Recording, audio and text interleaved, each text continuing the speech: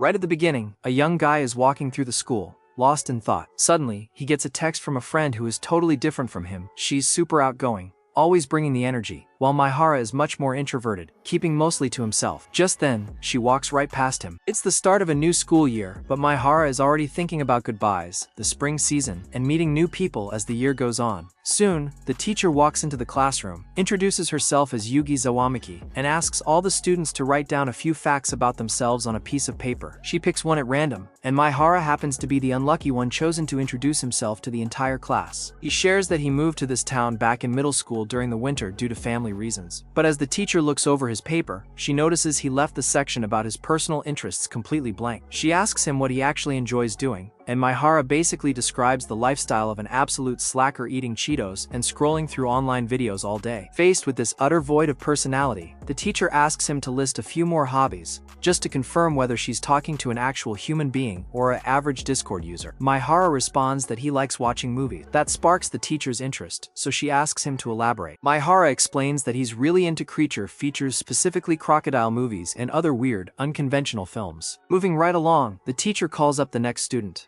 A girl named Amami stands up with a bright smile, telling everyone that it's going to be a pleasure spending the new school year together. Admiring her hair, Miss Zawamiki compliments her, saying it's the kind of hair anyone would envy. Amami thanks her and explains that her grandmother was foreign, which is why her hair looks a bit different. She adds that she previously attended Tachibana Girls Academy alongside her unmatched best friend, Umi. Amami then prompts Umi to introduce herself as well. Umi confirms she came from the exact same school, teasing that finding out they're in the same class again actually bums her out a bit. She asks the other girls in the room to take care of Amami for her this year. Meanwhile, across the room, a group of sketchy-looking guys starts checking out the girls, whispering back and forth about how many attractive girls are in their class this year. Maihara realizes that Amami and Umi are definitely going to be the popular stars of the class, but he quickly dismisses the thought, telling himself it has nothing to do with him. By the end of the afternoon, Maihara finds himself completely isolated from the rest of the class. He admits he saw it coming after all. He's been a loner all through middle school and now into high school. He reflects on his daily routine over the past few years, realizing nothing in his life has ever really changed. He just leaves home for school, then heads straight back to his room to shut himself in again. Even though he's used to being alone, Maihara confesses that he actually hates the feeling of loneliness. There was even a time when he dreamed of having friends to chat with after class and share a good laugh with. Despite all that, he tells himself that it's entirely possible to push forward, even without a single friend. A week goes by, and Amami lies down in Umi's lap, begging for a little praise just for surviving her very first week of class. Never mind the fact that she basically slept through every single day of it. Umi scolds her right away, pointing out that to earn any real praise, she actually should have paid attention in class instead of taking non-stop naps. Switching topics, Umi mentions a movie she's been dying to see. Amami's eyes light up, assuming they're about to watch some cute, cliché romance film. But as soon as she gets a look at what Umi is actually talking about, her face drops in total disappointment. Seeing her reaction, Umi just walks off, telling her she'll just go watch the movie by herself. By the time school lets out, Maihara heads home alone, just like always. He decides to drop by a local DVD rental shop he visits all the time. Even though he comes here constantly, he notes that the place still has the exact same vibe as the very first time he walked in. Suddenly, while browsing through the shelves, he's startled to see Umi walk into the exact same store. Seeing him jump, Umi tells him to chill out. She'd been standing right next to him the whole time, making his freaked out reaction pretty weird. She notes that even though they've been classmates for a week now, this is actually the first time they've had a real conversation. Feeling his social anxiety spike, Maihara quickly tries to change the subject, asking Umi about that important plans she mentioned earlier. Realizing he overheard her, Umi narrows her eyes in suspicion, asking if he was listening in on the conversation she had with her mom about going to the movies together. Maihara immediately apologizes, explaining he didn't mean to eavesdrop, but Umi cuts him off, saying that since she and her mom were the ones making a scene in the classroom, she's actually the one who should apologize. Maihara tells her not to worry about it, since it didn't bother him anyway. That's when Umi drops a bomb. What she told Amami was only half true. She didn't actually have plans with her mom. She came here to deal with it. Maihara stands there, completely bewildered, until Umi suddenly shoves a handwritten list of her favorite things right into his face. She explains that she's looking to make friends with someone who shares those exact same tastes, which means Maihara fits the bill perfectly. She admits that while she wrote a generic response on her class intro sheet, if she had been as brutally honest as he was, her list would look almost identical to his. With that out in the open, she asks him to recommend a few movies, admitting she's a total beginner when it comes to cult films. Since Maihara is the expert here, she wants him to show her the ropes. Maihara nervously tells her not to judge his questionable taste too harshly, then suggests she start with a movie called Piranha Shark. As soon as Umi picks up the case to inspect, she points out that the title makes zero sense. The monster on the cover is way too small to be called a shark, so it really should have just been called Piranha. Watching her react, Maihara realizes right then and there that a quiet friendship between them has just begun, completely under everyone else's radar. The next day at school, Maihara gets a text from Umi inviting him to hang out. Before long, the two of them decide to grab some pizza and play games together, which turns out to be something they both regularly did on their own, long before they even met. Umi asks what game they're playing, and Maihara pulls out Battlefield Star, telling her he's in the mood to go head-to-head. Umi just smirks, mockingly warning him that he shouldn't be challenging her before they've even picked up any new skills in shooter games. Seeing her act so full of herself, Maihara gently reminds her that she's the one who lost 10 matches in a row the last time they played. Umi insists she's a totally different player now after all. She's been grinding hard at home, waiting for this exact rematch. Fast forward to the end of the session, and she gets absolute crushed all over again. Frustrated, she slams her fist right into the floor. Maihara quickly tells her to dial it back a bit, warning her that she's going to trigger the downstairs neighbors. After a few more rounds, Umi notices the time and realizes she needs to head out. Before leaving, she offers to help wash the dishes they used. Maihara tells her not to worry about it, since it's literally just a couple of cups, but she insists on staying to help clean up anyway. As they stand there, Maihara finds himself staring at her, genuinely puzzled by how she can eat so much food and still stay so thin. Noticing his gaze, Umi reminds him that unlike him, she actually exercises. As she packs up her things to leave, Umi mentions that she wants to hang out again next week. Maihara asks if she means actually leaving the house this time. Umi nods, reminding him that high schoolers need to get out into the real world every once in a while, even if it's just to grab a bite to eat, hit up an arcade, or do something normal like that. Plus, she adds, she's going to use this outing to teach Maihara how to actually have fun out in the wild. Maihara asks if it's going to be just the two of them, or if they're inviting other people along. Umi shuts that down instantly. She reminds him that their friendship is a total secret from the rest of the class and for good reason. If anyone at school catches them hanging out, it'll become instant gossip for the entire student body. Seeing that Maihara is stressed about being spotted together after school, Umi reassures him, saying she's already got a plan so nobody finds out, even if they bump into another classmate along the way. She even jokingly suggests that if people push too hard with questions, they should just pretend to be dating. Maihara finds the idea completely absurd, pointing out that they aren't even remotely a real couple, but Umi just laughs it off. Once he gets home, Maihara asks his mom for a bit of cash, explaining that he needs some money to hang out with a friend. Hearing this, his mom freaks out, immediately asking if some bully is extortioning her son. Maihara quickly reassures her that nothing of the sort is going on. Relieved, his mom lights up with joy and hands him a whopping 20,000 yen so he can go have fun. Maihara thinks it's a bit of an overkill, but he takes the cash anyway. The next day at school, Maihara makes it through his classes as usual. During lunch break, he finds himself wondering if he's being the good friend to Umi that he wants to be. As he eats his lunch, he catches the voices of a mommy and a friend heading his way. Suddenly, they notice him sitting there and explain that they only came over to watch some guy who's about to try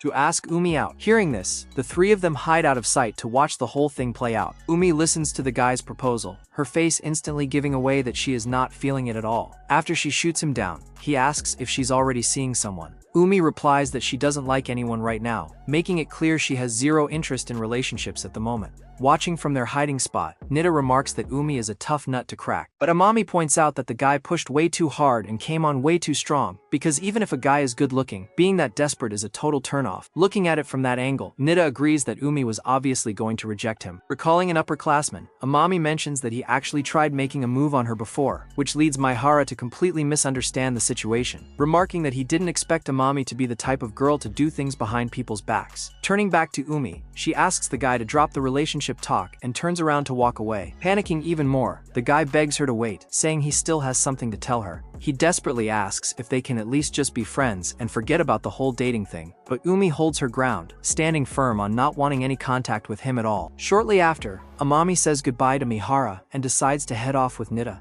Before leaving though, she realizes she hasn't gotten Mihara's number yet. She grabs his contact info and heads out, making him promise to keep whatever he saw on that rooftop a secret. Later on, Maihara comes clean to Umi, telling her he saw the whole thing go down on the roof, though he quickly clarifies it was an absolute accident. He was just eating his lunch up there when the confession happened. Umi doesn't get mad at all. Instead, she feels bad for making him worry about her and apologizes to him. Maihara asks if she's always been this popular, noting that it must be exhausting since it forces her to constantly play the role of the perfect, well-behaved girl. Curious, Umi asks him to share his perspective on popularity and how he sees it. Maihara hesitates at first, but under her persistent nudging, he gives in and opens up. In his view, popularity is actually kind of a curse. People are always swarming around popular individuals, while the popular ones often don't even want to be around those people, just like what happened between Umi and that guy. In the end, Maihara concludes that it's honestly just better to stay flying solo without any popularity at all. After hearing his take, Umi gets where he's coming from, though she tells him he overcomplicates things. Maihara slumps his shoulders, worried he said something completely stupid. But Umi quickly reassures him, adding that she actually likes that side of him. She immediately clarifies, though, that she means strictly as a friend and nothing more. Maihara agrees, saying the exact same thing back to her. With that settled,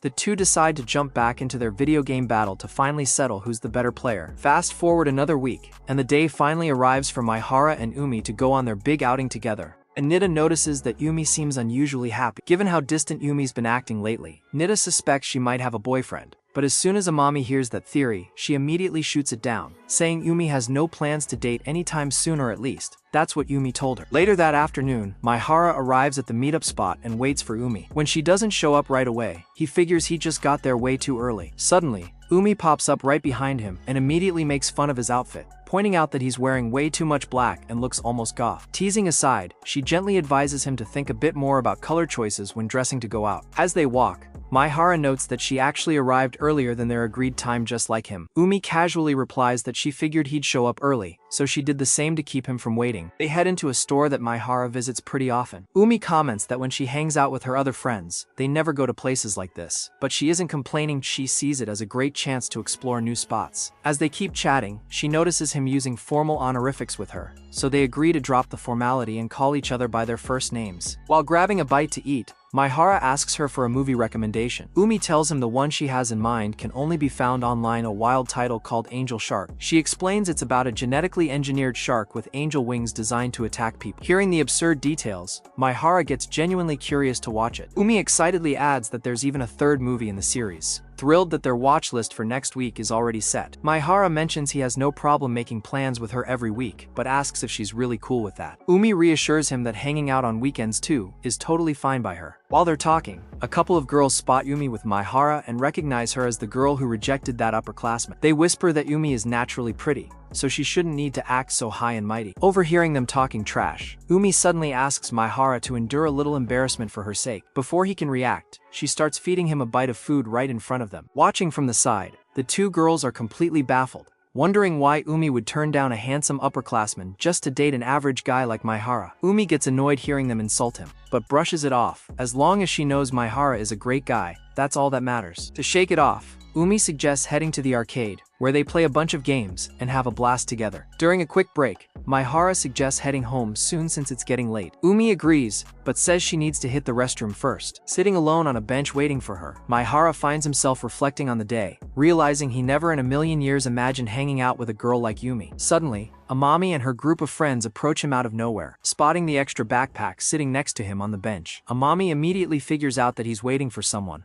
Quick on his feet, Maihara hits call on Umi's phone and discreetly switches it to speaker, letting her hear Amami's voice so she's immediately loop in on what's going down. Done with the stealth setup, Maihara bids Amami's group farewell, claiming he's taking off on his own. But Amami isn't having it. She insists he come along with them on their hangout. Nida jumps in, telling Amami to drop it and quit inviting Maihara, making it loud and clear that she really doesn't want him tagging along. Hearing Nida's harshness, a sting of self-doubt hits Maihara. Is Umi secretly embarrassed to be seen with me too? Is that why she only agrees to meet up on weekends? While he's spiraling in his own thoughts, Amami tries inviting him one last time. Maihara turns her down, explaining he already made plans to meet up with a friend, so he's heading back to find this mystery buddy. A few moments later, Umi catches up with Maihara and thanks him for pulling off that slick rescue. She opens up to him, explaining how being the popular girl always forces her into the leader role, leaving her stuck with all the tedious chores nobody else wants to touch. While it started with people taking advantage of her, Umi takes accountability, admitting it's partly her fault for never setting firm boundaries against everyone's endless demands. Mid-conversation, Maihara suddenly feels a wave of dizziness. Noticing him swaying,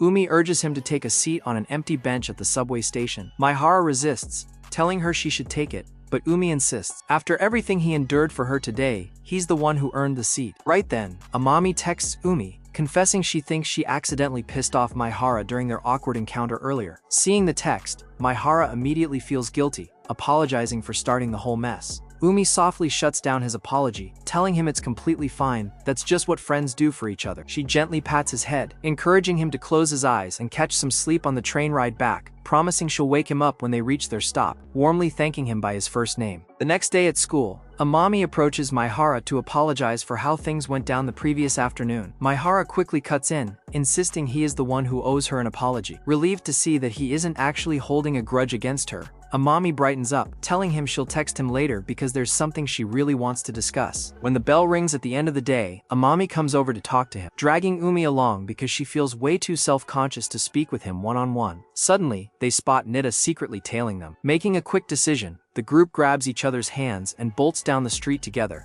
laughing and running like a tight-knit squad of best friends. They end up right at Maihara's doorstep. Once there, Amami apologizes all over again for crashing his weekend plans with his friend. Just like before, Maihara tries to take the blame, explaining that he's just a total shut-in who completely freezes up around big crowds. As he stumbles through describing this mystery friend, Amami comments on how much he clearly adores them. Realizing the friend is literally standing right next to him, both Maihara and Umi flush bright red with embarrassment. Picking up on the awkward tension, Umi quickly steps in, saying they've officially cleared the air and turns to leave. But now that things are good between them, Amami takes the opportunity to ask him for one last favor. Reaching her hand out toward Maihara, she asks him if they can officially be friends. And the next morning in class, Amami greets Maihara right away, casually calling him by his first name. She asks why he's keeping his distance, wondering out loud if they hadn't already made up the day before and officially become friends. Hearing this, the surrounding classmates are totally stunned. Nobody expected a quiet guy like him to be friends with one of the most popular girls in school. Naturally, rumors start flying, with people speculating that she must be getting blackmailed or something. Meanwhile, Umi texts Maihara, apologizing on Amami's behalf for causing a scene. Later at lunchtime, Amami finds a discreet,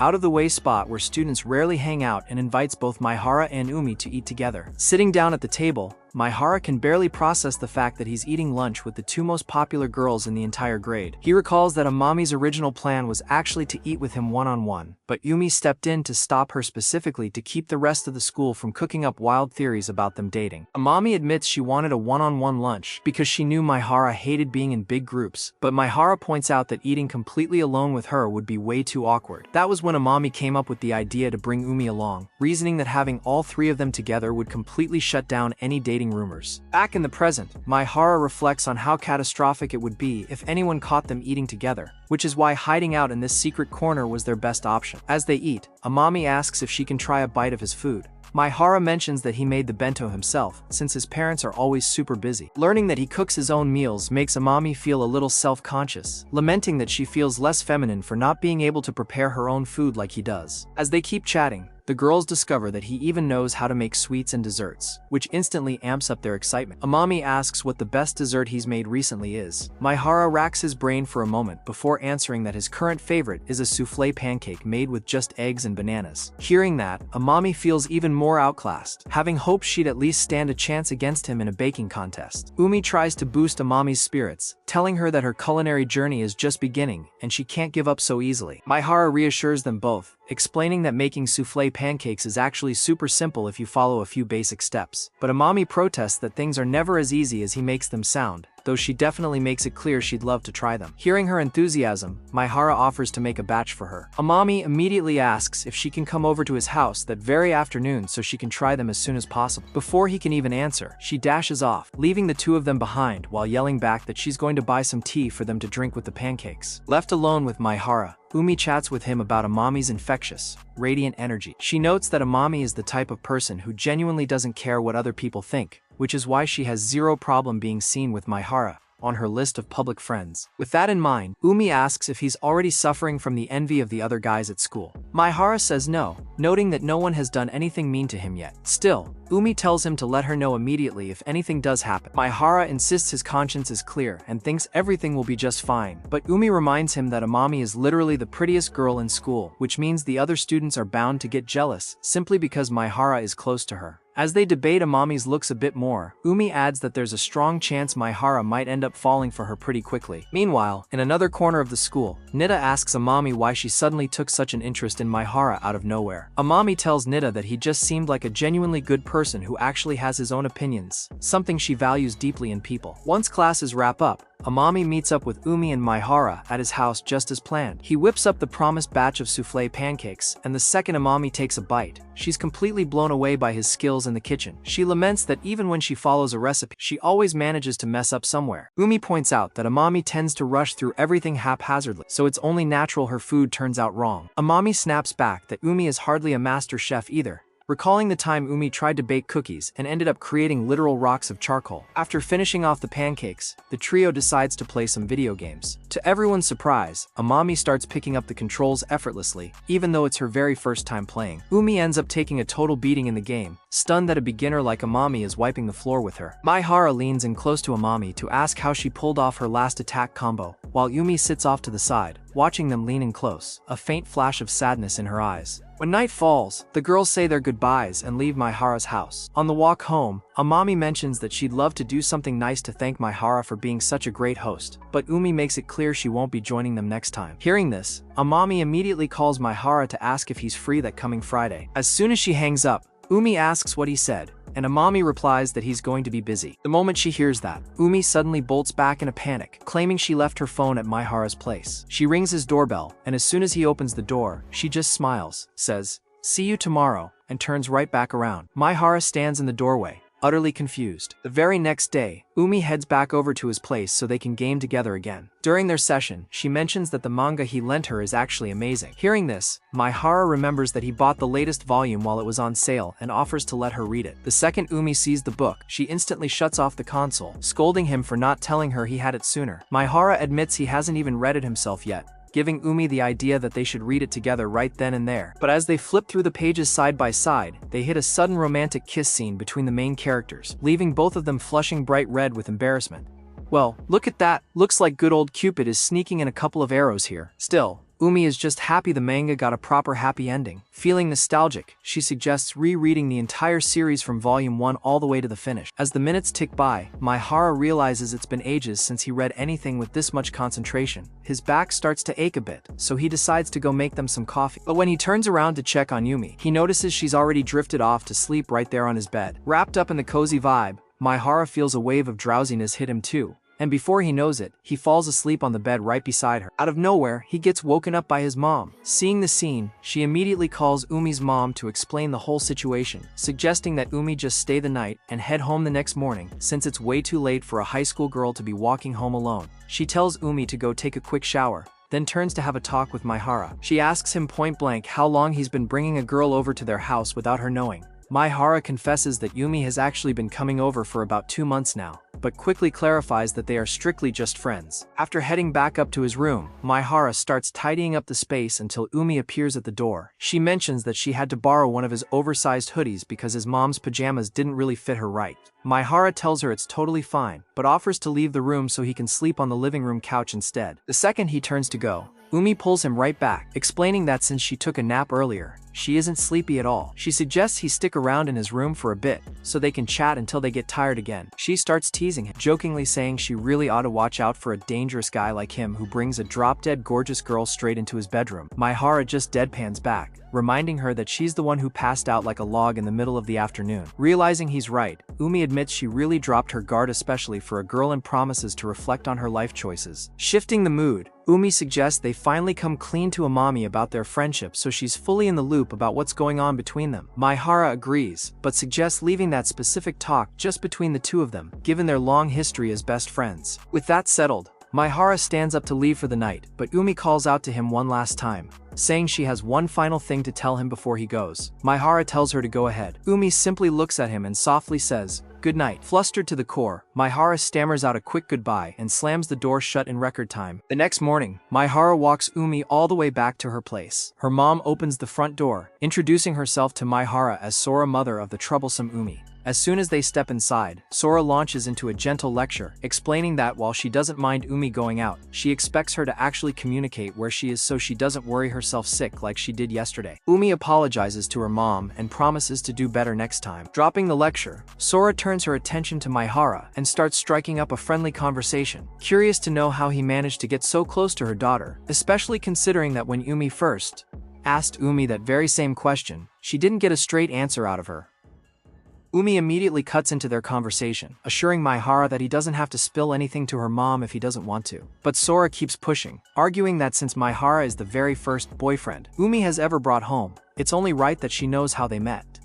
Umi vehemently denies that they're dating and begs Maihara to just ignore her mom. Sora brushes off her daughter's protests, casually adding that Maihara is more than welcome to stay the night at their house whenever he likes. Hearing this, a frantic Umi tells Maihara he officially has her permission to sew her mom's mouth shut if she keeps annoying him.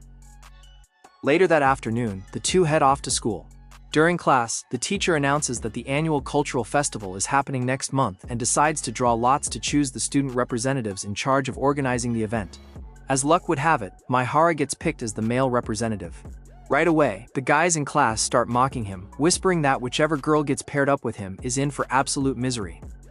Overhearing these toxic, disrespectful comments about Maihara, Amami snaps. She marches straight to the front of the classroom and confronts the entire room, demanding to know why everyone hates and avoids Maihara so much when he's literally never done anything wrong to anyone. Watching the most popular girl in school step up to defend Maihara leaves the entire class stunned into dead silence. Her sudden burst of courage completely threw everyone off. She then tries to volunteer as the female representative so she can work alongside him, but the teacher steps in, saying they should ask Maihara for his own opinion before taking volunteers. Maihara speaks up, saying he wouldn't mind having Umi as his partner if she's willing.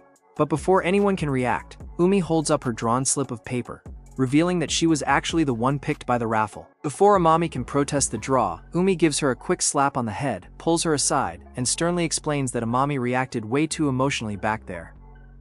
Her dramatic outburst made the entire classroom vibe super awkward and heavy. Amami realizes she went overboard and apologizes to Umi, but Umi reminds her that the apology needs to go to the class and to Maihara, not to her. Honestly though, the class is completely in the wrong here. They're straight up picking on a guy who's just minding his own business. Sure, the guy is a bit oblivious and slow on the uptake, but so what? What does being a bit clueless have to do with anything? They're out here treating him like he's contagious or something. Umi explains to Amami that her outburst disrupted the harmony of the group. After apologizing to the class and to Maihara directly, Maihara and Umi head over to the committee room to kick off their official festival work. On the way, Maihara tries to compliment Umi on winning the raffle, but she pushes back, saying the real impressive one was Amami. She was willing to stand up for someone else without giving a single damn about being judged. Umi admits she could never pull off something like that, as she always prioritizes keeping the peace above everything else. A bit later, the student council president arrives to lead the very first cultural festival meeting. Right then, Maihara notices Umi's mood instantly plunge. She looks visibly drained the moment the president walks into the room.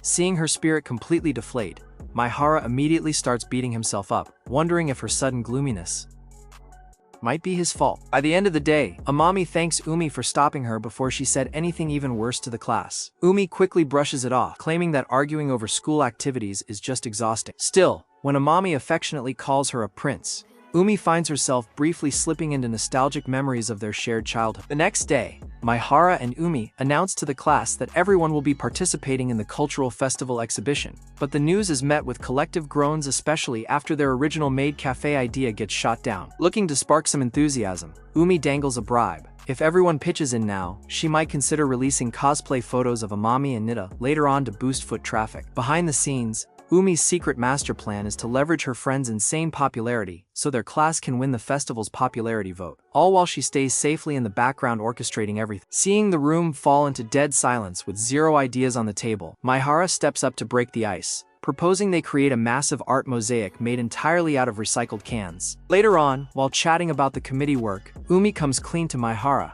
She didn't actually win that raffle. She confesses her slip of paper was completely blank, and she lied right then and there just to keep the peace in the room. Umi fully expects him to be furious with her, but instead, Maihara totally gets where she was coming from. To make it official, he takes her blank slip, writes her name on it, and cheekily remarks that she was so lucky to pull the winning ticket. As preparations get underway, Amami takes charge of sorting the cans by color, while Umi and Maihara focus on sketching out the design for the mosaic. Amami pops back into the room complaining that a ton of the cans are filthy, filled with cigarette butts and random trash. Maihara explains that they'll just have to wash every single one by hand to make sure they're usable. Suddenly, Amami spots a manga on the table and asks if she can try her hand at drawing. She ends up producing artwork that completely blows Umi's sketch out of the water. Maihara gets super hyped, telling her she draws like a secret professional illustrator since he'd never seen her art before. Watching Amami outshine her once again, Umi feels a sudden prick of jealousy. She shakes it off though, officially handing illustration duties over to Amami, while casually crumpling her own drawing into a ball. Sometime later, Umi takes Amami's artwork over to a few girls in class to get their thoughts. They shower the art with compliments, gushing that Amami is literally good at everything. Umi teasingly corrects them, pointing out that Amami is good at everything except academics. During their chat, the two girls own up to their behavior, admitting they treated Maihara horribly out of nowhere. They thank Umi for stepping in and reining Amami in during her rant. Seeing their change of heart brings a genuine smile to Umi's face. She reminds them that Maihara is a really hardworking guy and asks if they'd help him out whenever he needs a hand moving forward. Saying goodbye to the girls,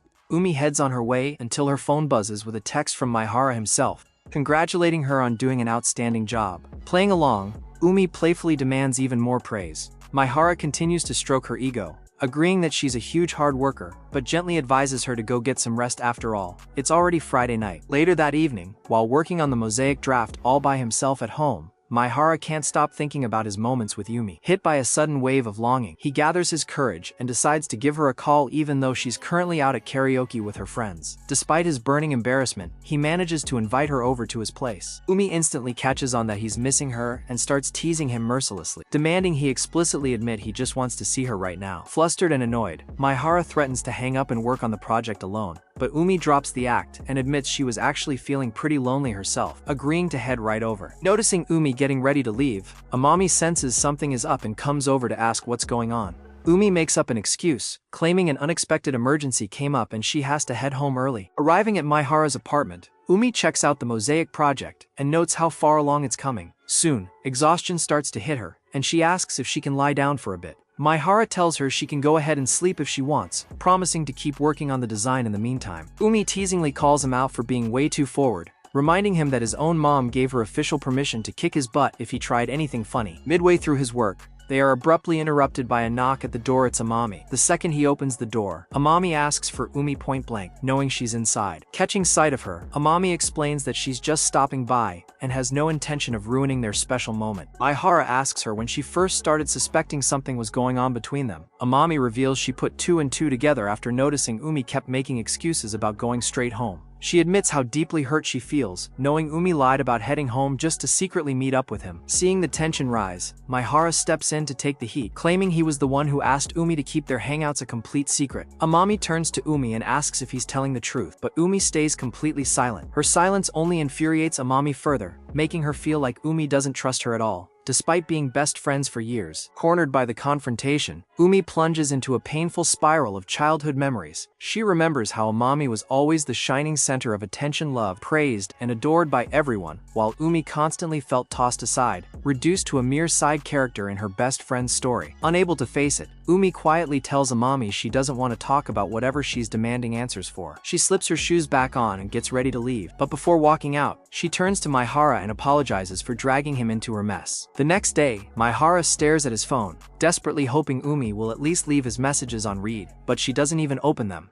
However, when the two girls arrive at school and run into him, they keep up basic etiquette and offer quick greetings just so things don't look suspicious to the rest of the class. Deciding to tread carefully, Maihara starts texting Amami on the side, making sure Umi can't see their chat, asking for an update on how things are between them. Amami's reply only lets him down. She tells him there's been zero progress in talking to her. Amami explains that she even went over to Umi's house to walk to school together, but Umi just apologized and begged her to bury the whole incident and pretend it never happened. Hearing this, Maihara comes to a quiet realization. Umi is carrying a crushing emotional burden, a suffocating secret she insists on facing entirely alone, refusing to let anyone help her shoulder the weight. Taking advantage of a moment when the class is fully engrossed in sorting cans for the big festival project, Maihara decides it's time to take action. He calls Umi aside for a private chat right in front of everyone. The surrounding classmates all turn their heads, but the girls sitting near Umi tell her to go ahead, promising they'll keep working while she's gone. Once they reach a quiet spot where they can speak without interruption, Umi instantly calls him an idiot. She reminds him that the whole plan was to keep keep their friendship a secret, and pulling her away like that in front of everyone basically confirms all the rumors. In her eyes, discretion is the only shield she has left. Maihara stays completely calm and simply asks why she's been leaving his messages on read and ghosting him. But before things spiral into a bigger fight, he suggests they shift focus back to sorting the cans first just to cool off. As he organizes the materials, Umi breaks the silence, asking if he's really not going to press her on why she's been avoiding him like the plague.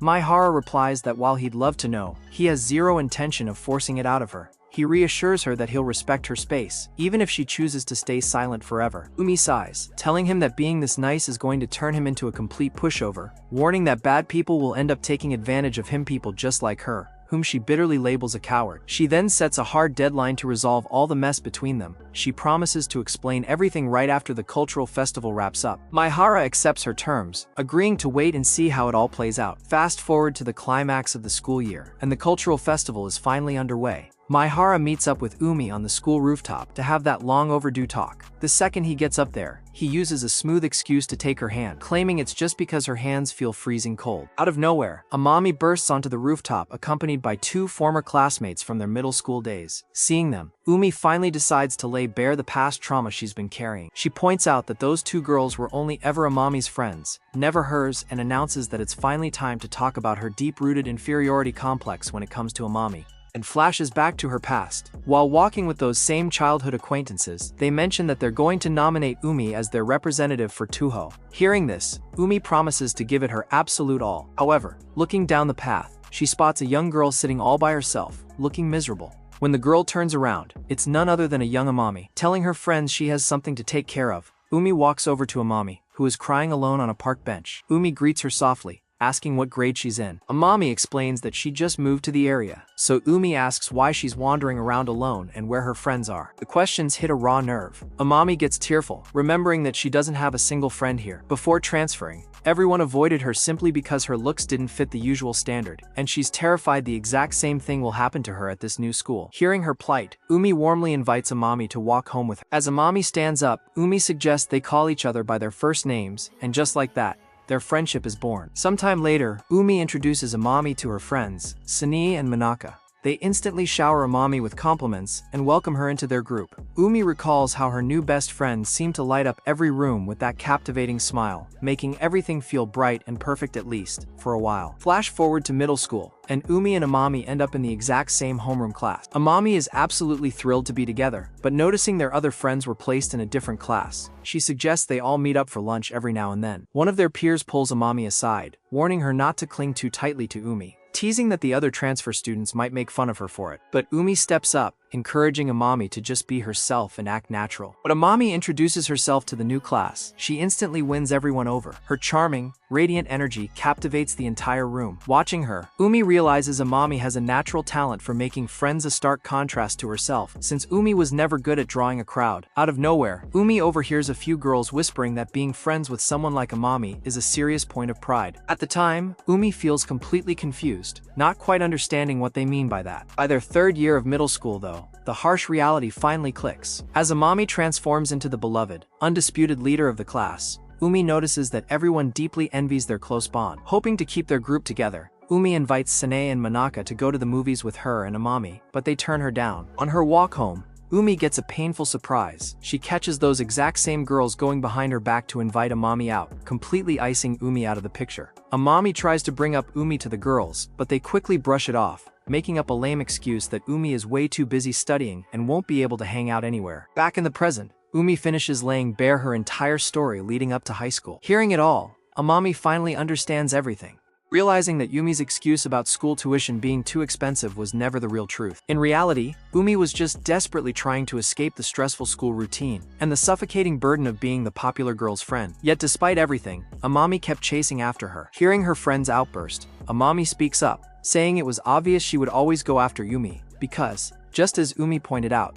they are best friends. Umi admits that while she felt flattered to be Amami's friend, that very bond ended up hurting her in the long run. It sparked non-stop jealousy from other girls like Sanae and Manaka, who turned their friendship into a toxic competition to steal Amami's favor. And since Amami only hung out with Umi outside of school, the envy inside the classroom only grew worse. To make matters even more painful, Umi explains that anyone who initially talked to her slowly shifted their focus to Amami instead, leaving Umi to watch her own friends slip away one by one. Hearing this, Maihara finally connects all the dots. He understands why Umi was always so terrified of letting him anywhere near Amami. She was terrified that he too would stop talking to her and switch all his attention to Amami, just like everyone else had in the past. With everything out in the open, Umi asks Amami point blank if she really likes her. Amami answers without hesitation, saying she loves her, affirming that ever since the day they met, they have always been best friends. Hearing those words, Umi confesses that she loves Amami just as deeply, but in that exact same breath, she hates her too. Unable to hold back her emotions any longer, Umi bolts off the school rooftop.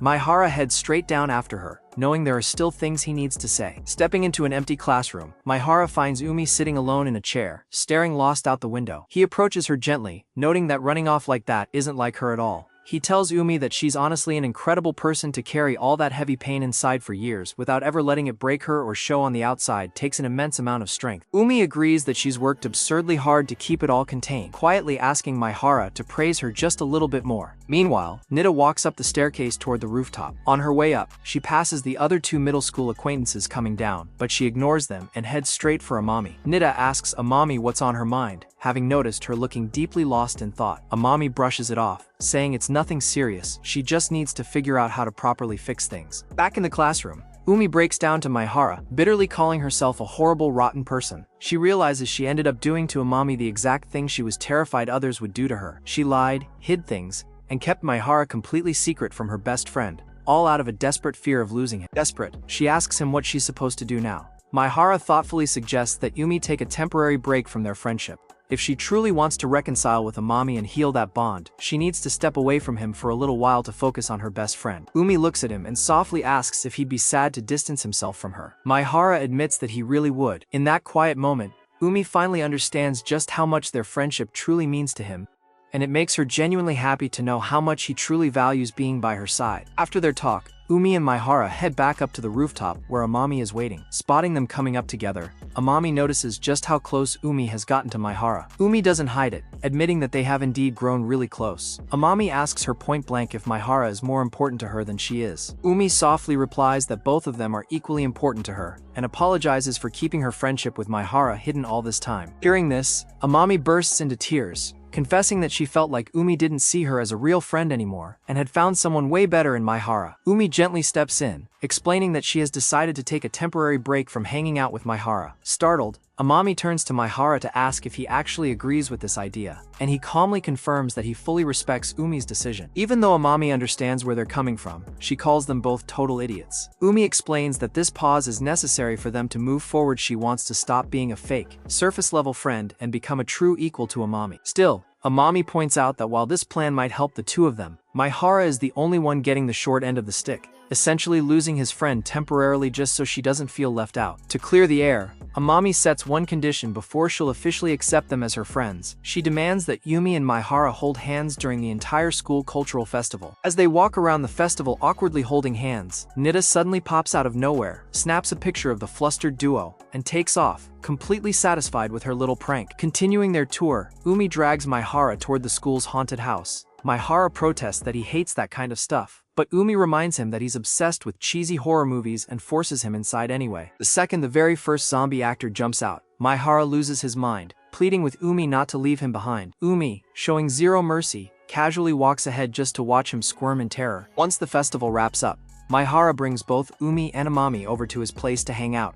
They fire up the console for some video games, where Umi pulls a totally shameless move by slapping the controller straight out of Maihara's hands. Despite her cheating, Maihara still manages to pull off the win and gloats right in her face. Infuriated, Umi demands an instant rematch, convinced she's going to crush him the next round. After their gaming session, both of them notice that Amami has been unusually quiet, keeping to herself instead of jumping into the banter. Umi walks over to check on her, but Amami stays reserved, asking if she needs something. Umi takes a breath and apologizes to Amami all over again, confessing that she simply can't go through with the plan of not seeing Maihara. Hanging out with him is just way too much fun. She asks Amami for permission to keep seeing Maihara on weekends, though she immediately worries that this might make Amami feel lonely and left out all over again. But Amami gives her a warm smile, reassuring her that it's completely fine. In return though, she asks Umi for one simple thing: to talk to her even more from now on, so their bond never drifts apart again. And with that said, Amami decides to head home. Umi offers to walk out with her, but Amami insists she stay behind with Maihara so they can enjoy a bit more time together before Umi has to leave. Maihara, trying to be polite,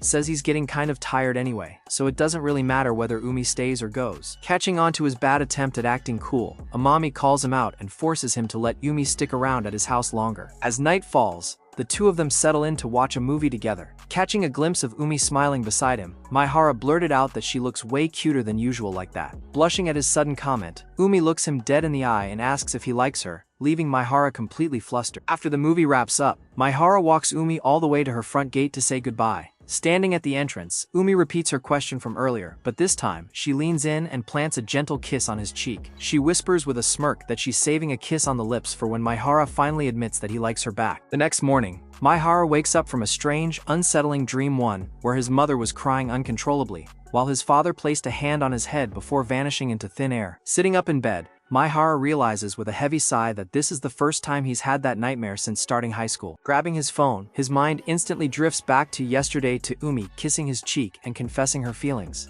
He admits to himself that he would love nothing more than to say those exact words back to her. But then, a lingering fear creeps in. He remembers that even when two people love each other, their feelings can still drift apart and shatter, just like what happened with his own parents. Even though hearing her confession made him genuinely happy, Maihara feels deep down that he simply isn't good enough for a girl like her yet. Right as he's spiraling in his thoughts, his phone buzzes with a text from Umi, asking if they can walk to school together. Reading her message, Maihara makes up his mind. He's going to work harder on himself to become the ideal boyfriend Umi deserves. On their walk to school, Umi brings up her confession from the night before. Picking up on his hesitation, she realizes he plans to make her wait a bit longer before officially making things formal. Teasing him, Umi calls him a total player wanting to stay attached at the hip without actually making her his girlfriend. Panicking at her interpretation, Maihara stammers out an apology. Umi chuckles, telling him he's lucky she's such an understanding and generous girl, because any other girl would have never let him off the hook after saying something like that. Noticing he still looks a bit down, Umi tells him to cheer up, reassuring him that he'll definitely become a man worthy of being her boyfriend in no time.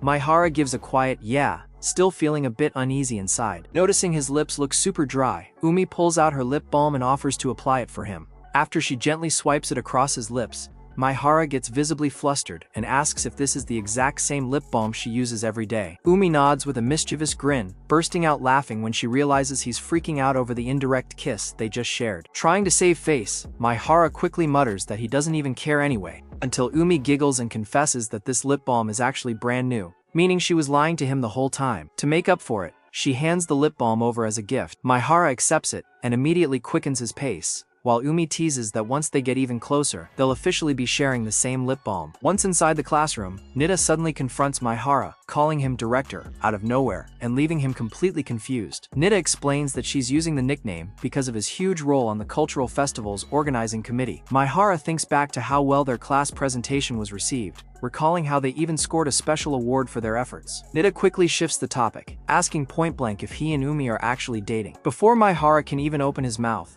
Umi appears out of nowhere with a terrifyingly wicked glare. Panicking at the sight, Nida stammers out an apology, claiming she was just messing around. Unimpressed, Umi gives Nida's hair a firm yank as a punishment before heading to her desk. Watching the interaction, Amami notices Umi acting a bit off and asks what's going on between her and Maihara, noting that Umi has been keeping her distance lately. Sensing the heavy-loaded nature of her question, Umi insists nothing happened, but Amami keeps pushing, pointing out that Umi's face is turning bright red. Flustered, Umi blames the classroom air conditioning for her flushed cheeks. Sometime later, Maihara asks Umi if she wants to come over to his house on Christmas Eve, sending her head spinning with wild guesses about what he could possibly be planning. Even though she clearly likes him, Umi reveals that she already has plans for Christmas Eve. Meanwhile, Amami gets approached by yet another guy asking her out for Christmas Eve. As usual, she turns him down with a polite excuse, explaining that she's attending a holiday party with her friends. She adds that there's already someone she likes, making a relationship impossible. From across the rooftop, Nida and the others hide while watching the confession unfold, until Nida decides to head over to Amami anyway. Elsewhere, Maihara reflects on the upcoming Christmas Eve party, remembering that students from various classes rented out a room at the local community center for the event. Since tickets sold out ages ago, Maihara feels a bit bummed that he didn't grab one when he had the chance. When the girls find out he won't be attending, they express their disappointment, but Maihara tells them not to worry and asks them to have enough fun for him too. Nida casually mentions that she's attending the party with her boyfriend, revealing that an upperclassman recently confessed to her, which instantly sparks the girls' curiosity. While they chat, Seiki and another classmate notice Maihara hanging out unusually close to the popular group. Later on, Seiki approaches Maihara directly. Terrified, Maihara's mind instantly leaps to the absolute worst-case scenario, convinced the guy is about to extort him. But to his absolute surprise, Seiki just wants to ask for advice about Amami. Opening up, Seiki shares that he's never really cared about romance before, but the very first time he saw Amami, his mind went completely blank. For a long time, just watching her from afar was more than enough. However, realizing the school year was rapidly coming to an end, he knew he had to make a move to get closer to her before it was too late. After spilling his heart out, Seiki realizes he's rambling, so he cuts straight to the chase. He asks Maihara to be his friend, hoping it will help him get closer to Amami by association. On top of that, Seiki asks if Maihara can invite him to the Christmas party as his guest, pretending they're buddies. Realizing that's his only motive, Maihara flat out refuses to help. Seiki snaps back to reality, owning up to how clueless and out of line he was to approach a guy he'd never even talked to before with a request like that. Seeing Seiki look so defeated, Maihara apologizes for the awkward refusal, but Seiki waves it off, taking accountability for dragging Maihara into the hallway out of nowhere, and thanks him for at least taking the time to listen. He adds that while Maihara might seem quiet or weak on the outside, he's surprisingly firm when it comes to saying no, a trait Seiki genuinely respects. Maihara, completely bewildered by the sudden compliment, mutters that he's still a long way from being worthy of anything, especially compared to Umi. When classes end for the day, Maihara walks home with Umi. She notes that the upcoming Christmas party is going to be a total mess, considering one of the participating schools is Tachibana Girls Academy. Maihara agrees, noting how chaotic it could get if the local girls run into students from that school. Umi casually reveals her grand strategy: show up to the party, stuff her face with as much free food as humanly possible, and immediately make a run for it. Arriving home, Maihara is shocked to find his mom smoking out on the balcony, something she almost never does. He recalls that the last time he saw her like this was a year ago, right around the time she was going through her divorce with his father. Concerned, he asks if she's doing okay or if she's working too hard. She reassures him that mentally she's doing fine, though her body is definitely feeling the weight of her age. The next day, Umi meets up with Maihara at school. Glancing over at Amami, Maihara catches her wearing a mischievous, cheeky grin. Umi whispers the reason. Amami officially found out that Umi and Maihara are planning to meet up right after the Christmas party. Maihara stands there, completely unsure of how to react to the news. Moving into the classroom, Seiki suddenly approaches Amami, asking if they can speak in private.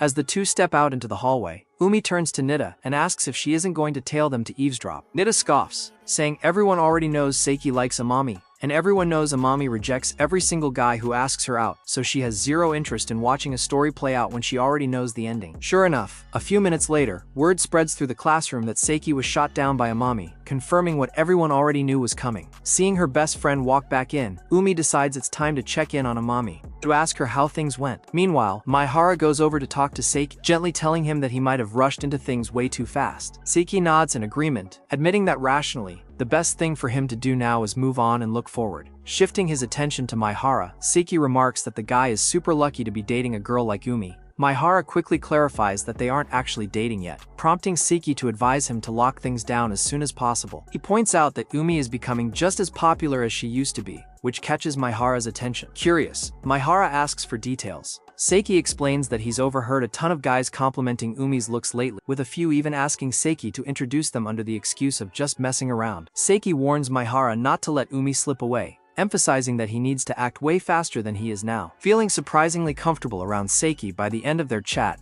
Maihara tells him that from today on, they can officially consider each other friends. Later that afternoon, Maihara catches up with Umi and mentions that he and Seiki are now friends. Umi is completely baffled, noting that they seem like the last two people on Earth who would ever become friends since they're complete opposites. Still, with Seiki's advice about speeding things up echoing in his mind, Maihara decides to take the initiative. He takes a bold step and asks Umi out to the movies over the weekend. Catching his vibe, Umi immediately interprets the invite as a real date and accepts on the spot. A few days later, Maihara goes clothes shopping with with Umi and Amami, knowing he needs to step up his style game for the upcoming date. Stepping out of the men's restroom, he unexpectedly bumps straight into his father. His dad, Itsuki, smiles warmly, mentioning that it's been a really long time since they last saw each other. Asking what brings him to the mall, Maihara replies that he's just out shopping. Itsuki expresses a wave of self-disappointment for not visiting Maihara sooner, explaining that work has been completely insane lately, though coincidentally, his next job assignment is nearby. Noticing how exhausted his dad looks, Maihara gets worried, asking if he's doing okay since the job seems to be draining the life out of him. Itsuki tells him not to worry, reassuring his son that he still trusts his own body to hold up. Mid-conversation, they are interrupted by Minato, an assistant working for Itsuki, who came looking for him after noticing he was taking way too long to return. Itsuki takes the opportunity to introduce Maihara to Minato. After brief introductions, Maihara decides to leave them to it and head back to the girls. When he returns, Umi points out that he took forever, asking if he got lost. Maihara just nods, choosing to play along rather than reveal he ran into his father. Amami, on the other hand, throws Umi straight under the bus, teasingly announcing that Umi was super restless the entire time he was gone, leaving a bright red Umi dying of embarrassment. A bit later, while grabbing a bite to eat with the girls, Maihara suddenly spaces out, completely lost in his own head. Umi has to snap him back to reality, playfully lecturing him that zoning out in front of people is total bad manners. And hearing this, Maihara apologizes for the trouble, claiming he's just a little tired. Amami chimes in, telling him that if he's feeling under the weather, he doesn't need to push himself, but Maihara reassures them he was just spacing out. With that out of the way, he turns his attention back to the menu and picks his meal. Meanwhile, Umi notices Amami returning to the table with a giant serving of ice cream. She warns her that even if they're at an all-you-can-eat buffet, she should probably go easy on the junk food. Amami casually dismisses her, claiming dessert goes into a separate stomach and that she can easily handle whatever food comes her way. Turning the tables, Amami points out that Umi mixed Sprite and Coke together like a little kid. Flustered and annoyed, Umi snaps back that Amami is the one acting childish. Staying out of their silly argument, Maihara chuckles and suggests they both eat some actual vegetables instead of all those sweets. Looking at the two of them, Maihara smiles warmly, thinking to himself that this year of his life is definitely going to become a cherished memory. The very next day, Maihara gets dressed up, checking himself out in the mirror and feeling confident in his new outfit. Suddenly, the doorbell rings. It's Umi, ready for their date, but before they head out, she asks if she can step inside for a second since it's freezing outside. Maihara invites her in and serves her a hot cup of coffee. As they stand there, he finds himself staring at her legs, mesmerized by how stunning she looks. Umi catches him looking and calls him out on it right away. Trying to act cool, Maihara claims he was just worried that she must be freezing in such a short skirt. Umi admits that while it is cold, she intentionally chose to wear it anyway, because she wanted him to see her looking pretty. She confesses that even though showing up at his house might seem a bit forward, she was just way too eager for him to see her outfit as soon as possible. Getting straight to the point, she looks him in the eye and asks what he thinks of how she looks today. Blushing furiously, Maihara gathers his courage and tells her she looks absolutely beautiful. As they step outside, Umi reaches out and takes his hand, saying they should walk hand in hand today since they're on an official date. Maihara agrees, joking that it'll help them stay warm in the cold weather anyway. As they walk down the street together, Maihara reflects on how much they look like typical high schoolers trying to act like mature adults. He thanks her for helping him pick out his clothes, but Umi just stares at him intently before softly telling him that he looks way cuter than usual today. Reaching the movie theater, Umi leads him straight to a special pair of couples seats, instantly sending Maihara's nerves into overdrive. She explains that she wanted to do something special for them since this is their first real, official date. Once they sit down, she wraps her arms snugly around his, giving off full boyfriend-girlfriend vibes. Flustered, Maihara stammers out an ask as to why she's holding onto his arm so tightly. Umi gently reminds him that they're in couples seating and she's just trying to set the right romantic mood, especially since every other couple around them is doing the exact same thing. Seeing him complain about it, Umi pouts slightly, feeling a bit hurt by his reaction, and asks if he really dislikes being wrapped up in her arms. Panicking a bit, Maihara quickly reassures her that he actually loves holding her close. Mid-conversation, the theater lights begin to dim, and the two settle in to give the movie their full attention. Once the film ends and they step out into the lobby, Maihara can't help but tease Umi for passing out a mere 30 minutes into the movie. Umi defends herself, claiming the movie was just painfully boring and she couldn't help falling asleep. Maihara chuckles and suggests they should have just picked a wild creature feature instead, like one about giant sharks devouring people. As for the snacks,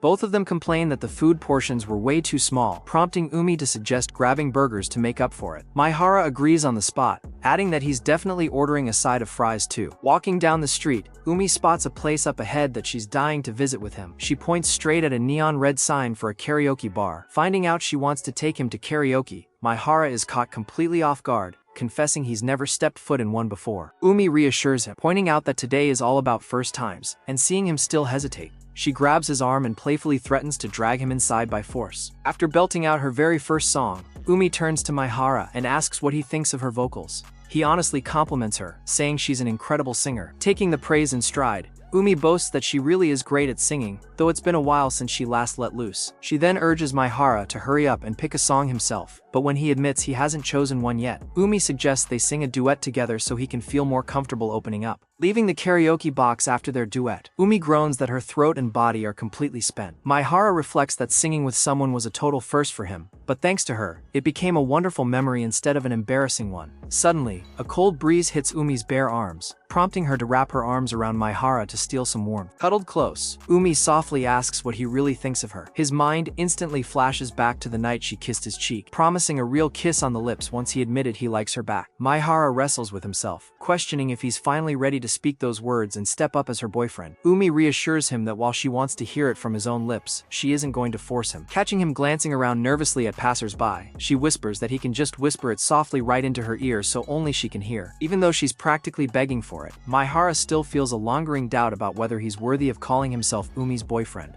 But gathering every ounce of courage he has, he decides to say it anyway. As he leans in close to her ear, Umi gets an overwhelming wave of goosebumps from his warm breath hitting her skin, sending Maihara stammering out a flustered apology. And just as they are caught in this intense, intimate moment, the universe interrupts. Maihara's father and his assistant suddenly walk right up to them, and seeing the two of them from a distance, Maihara instantly gets uncomfortable. Umi notices and asks if he knows them, to which he reveals that it's his dad and his assistant. Seeing how close they look, Umi comments on their obvious intimacy. Maihara urges her to leave right away so his dad and Minato don't spot them. Umi asks if he's sure about running off, and Maihara insists, feeling like he'd only be in the way if he stayed. Besides, he reminds her, their time together today isn't over yet. Suddenly, Umi pulls Maihara into a tight hug, covering his face and telling him to hold still, as Itsuki and Minato walk right past them. Once the coast is clear and they leave, Maihara apologizes to her, leaving Umi puzzled, since he didn't do a single thing wrong. Maihara reflects that neither his dad nor Minato did anything wrong either, yet they still had to hide from them. Later that evening, back at his apartment, Maihara finds his mom out on the balcony smoking yet again. He asks if she's exhausted, and she admits she is, noting it's been years since she had a year-end schedule this intense. Shifting gears, she asks how his date with Umi went. Maihara thinks back to running into his dad, but decides against mentioning it to his mom. Instead, he just tells her they went to the movies and hit up a karaoke box. She then casually drops that his father is coming to visit him this coming Friday. Maihara remembers the custody arrangement from their divorce. His dad agreed to visit at least once a month so they could grab dinner and catch up, but as he ponders it, a dark cloud of doubt creeps in. He wonders if his mom has any idea about Minato,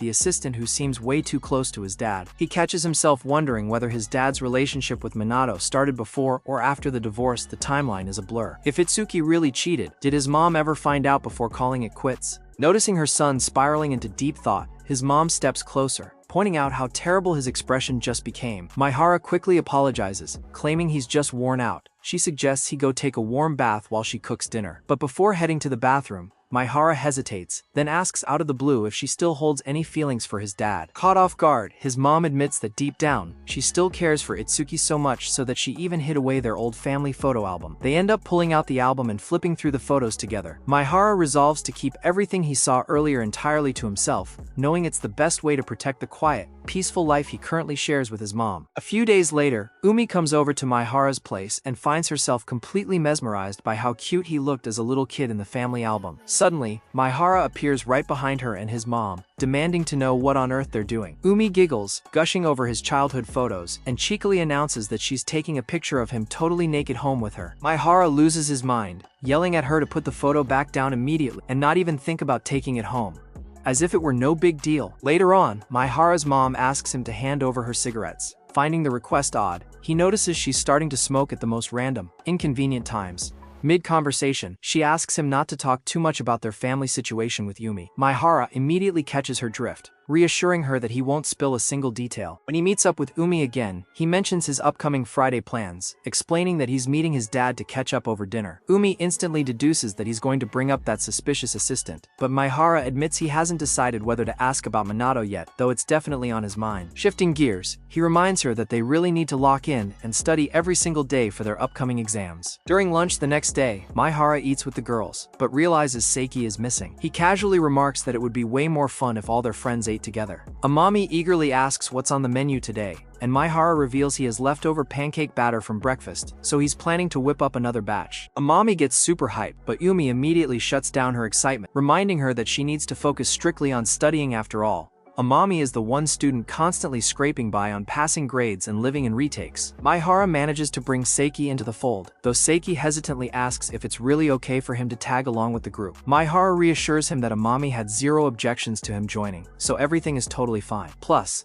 Maihara makes it clear that this isn't just a hangout, they are here to grind, meaning Seiki has to keep up with their study pace. Seiki agrees on the spot, declaring he has no intention of ending up in summer school. At the study table, Seiki tries to make conversation with Umi, asking where she usually ranks on class exams. Before Umi can even answer, Amami jumps in to brag for her, revealing that Umi usually ranks in the top 10, and even on a bad day, she never drops below the top 20. Seiki then turns to Maihara, asking where he usually lands. Maihara sheepishly admits his average rank is around 50th way below Umi. Hearing this, Seiki points out that Maihara and Umi will probably get placed in different classes next year because of the huge gap in their grades. The news sends Amami into a total panic, since she's desperate to stay in Umi's class for their second year too. Umi tells her to stop stressing and just focus on scoring above the class average for once. As they dive deeper into their review, Amami hits a wall with a tricky math problem and leans in close to Maihara for help. Spotting another girl invading his personal space, Umi instantly slides over and firmly takes Maihara's hand under the table. Flustered to his core, a blushing Maihara still manages to power through and explain the math problem to Amami. With study time wrapped up,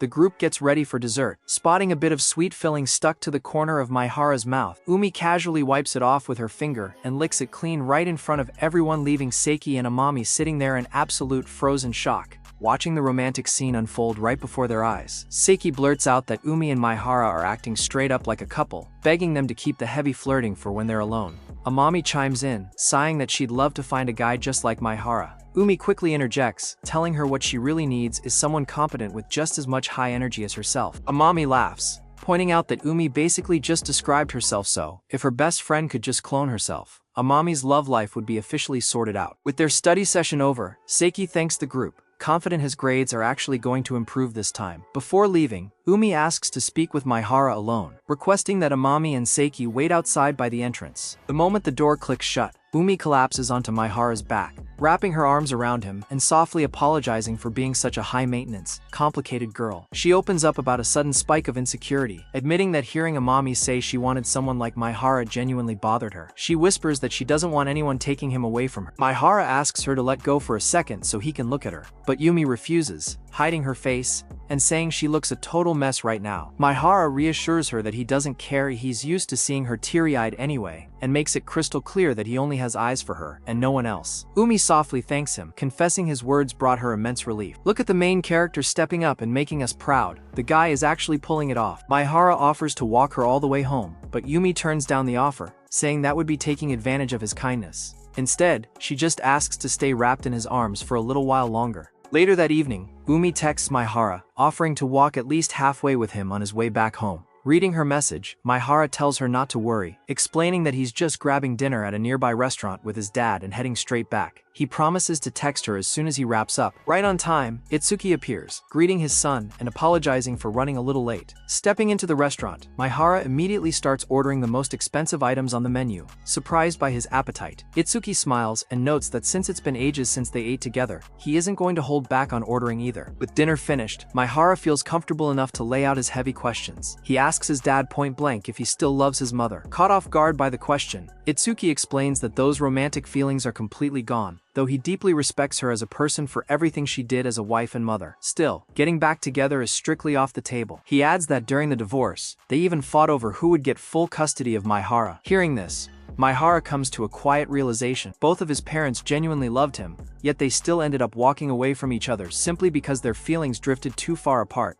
making living together insufferable. Pondering his next question, Maihara doesn't hesitate. He asks point blank if Itsuki stopped loving his mother because of Minato. Hearing this, Itsuki realizes Maihara must have spotted him out with Minato the other day. But the surprises don't stop there. Itsuki reveals that he actually noticed Maihara that day too, and asks if the girl with him was his friend. Maihara vaguely replies that she's kind of a friend since they only recently met. Noticing the focus shifting, Maihara pulls the conversation right back to his core question, demanding to know the exact nature of his father's relationship with Minato, given how close they look. Itsuki gets visibly annoyed, realizing Maihara suspects him of infidelity, and makes sure to set the record straight. He only started seeing Minato outside of work after the divorce was finalized. Maihara then asks if he actually has feelings for her. Itsuki admits that Minato deeply understands his work struggles since they spend so much time together, and her constant help with various tasks brought them closer naturally. Listening to him talk, Maihara realizes his father is genuinely falling for her. Suddenly feeling restless,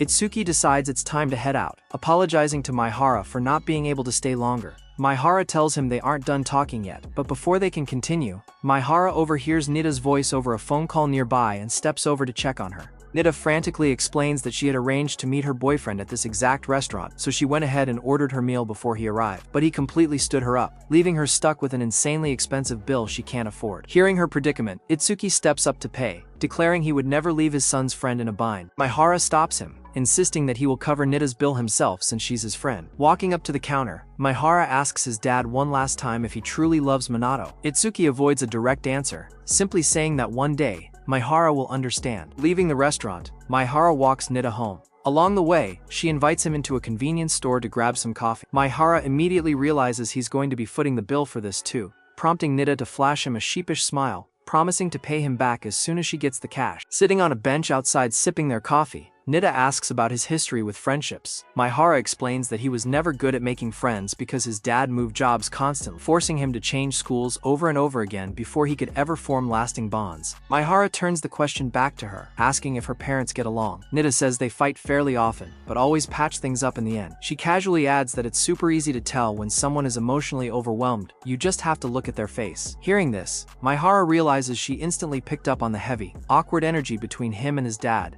Between them, she jokingly suggests that Maihara should use Umi to blow off some steam whenever he's feeling stressed, warning him that if he keeps bottling things up, he'll be stuck in a permanent bad mood that will eventually rub off on Umi and Amami, since they're the ones closest to him. The next day, Maihara meets up with Umi, who invites him over to her house for dinner this coming Friday. She casually adds that her parents will be there too, sending Maihara into a total panic over the pressure, stammering out a rapid-fire string of no's. Back in the classroom, word quickly gets out about his upcoming visit to Umi's place, and his friends immediately surround him. Amami offers him her sincere condolences, a classic Amami move, which only ramps up Maihara's dread about meeting Umi's dad. Umi steps in to reassure him, claiming her dad is actually the most laid-back person in the family, and that the one he should be terrified of is her older brother, Riku. Meanwhile, Seiki approaches Maihara to talk about the Christmas party. When Maihara reveals he still can't go, Seiki offers to talk to his older sister to sort it out, revealing that his sister is none other than Tomo, the student council president. They head over to meet her, and Seiki asks if she can squeeze Maihara into the event.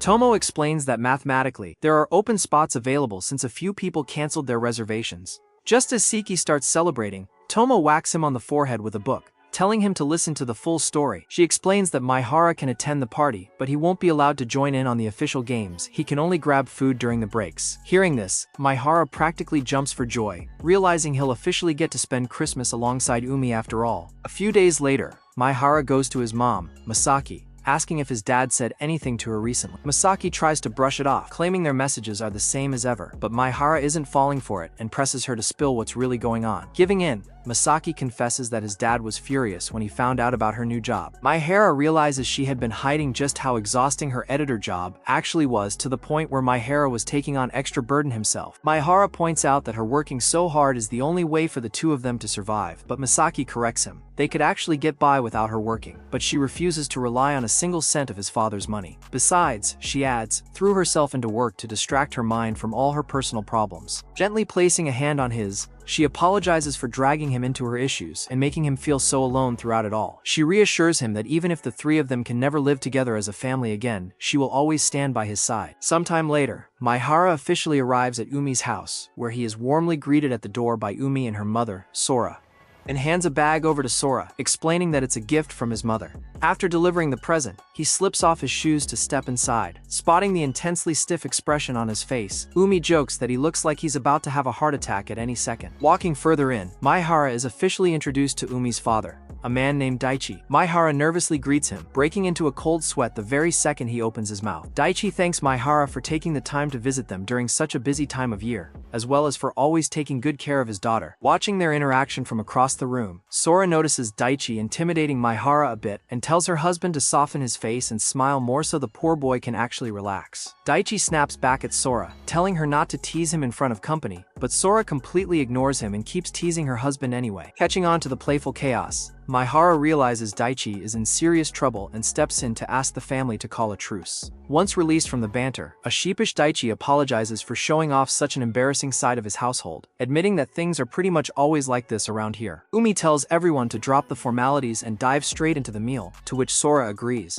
asking Daichi to go call Umi's older brother to the table. Before her brother arrives, Maihara asks Umi what he's like. Umi casually sums him up as an unemployed shut-in who has a massive mother complex. The moment they sit down at the table, Umi complains about her mom taking the seat right next to Maihara. Sora shoots back that it isn't fair for Umi to monopolize all of his attention. After all, she wants to host their guest too. Daichi tells Umi to stop whining, prompting Sora to cleverly use her husband's words against Umi to justify staying put next to Maihara, playfully adding that Umi can take sole responsibility for hand-feeding him his food later. Hearing such a bold suggestion, both Maihara and Umi flush bright red with embarrassment. During the meal, Umi suggests they play video games after dinner, mentioning that she just bought the newest release in the series they always play at his place. Maihara accepts on the spot, but Umi casually drops on her brother that they'll be using his room to play. Hearing that she plans to commandeer his bedroom, Riku snaps at her to stop casually invading his personal space, making it loud and clear that the game belongs to him, so he has zero intention of letting them play in his room. Umi tells her brother to stop being weird and go touch grass outside for once, but Riku fires back, asking where he's even supposed to go since he has nowhere to be. Umi gets harsh, telling him to go look for a job. Riku points out that no businesses are open for hiring at this hour of the night, but Umi reminds him that job listings exist on his phone 24/7, ordering him to look for a job first thing Monday morning without fail. Realizing Maihara had to witness this chaotic family argument, Umi turns to apologize to him, but far from being bothered by the scene, Maihara finds himself tearing up with emotion.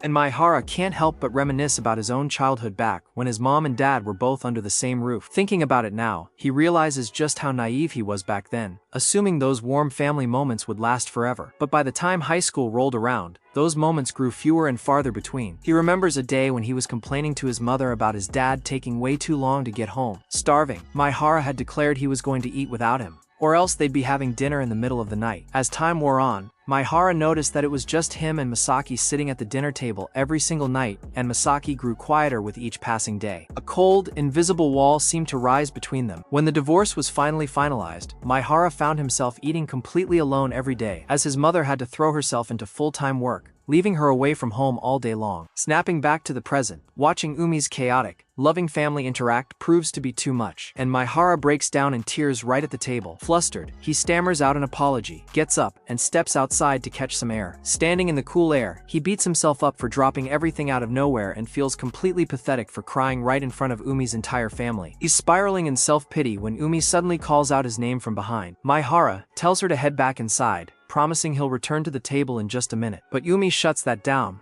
There's no way she can ignore seeing him like this, especially when he so clearly needs someone by his side. Still, overwhelmed by shame, Maihara tries to run off again, but Umi gives chase and catches up to him. Pulling him into a tight embrace, she holds him like a crying child. Feeling embarrassed at being babied, Maihara mutters about acting like a total crybaby. Umi gently reminds him that high schoolers are still kids, and there is zero shame in letting it all out when it hurts. Once they get back inside, Maihara opens up about everything, explaining how seeing her family stirred up all the lingering pain from his parents' divorce. He admits he thought he had completely moved past it, but realizes he still has a lot of internal healing to do. Understanding his heart completely, Umi sits down and offers her lap for him to rest his head on. Wrapped in her warmth, Maihara drifts off to sleep, waking up the next morning past 8:00 a.m. with Umi softly gazing down at him. Umi sighs with relief that they don't have school today, while Maihara realizes she stayed awake right there in bed waiting for him to wake up. He stammers that she didn't have to do all that for him, but Umi smiles, assuring him she's only been up for about an hour, so it's no big deal. Looking at him with a mischievous smirk, she asks him point blank how it felt sleeping on her lap. Maihara blushes furiously, completely flustered by her direct question, but sheepishly stammers out that her legs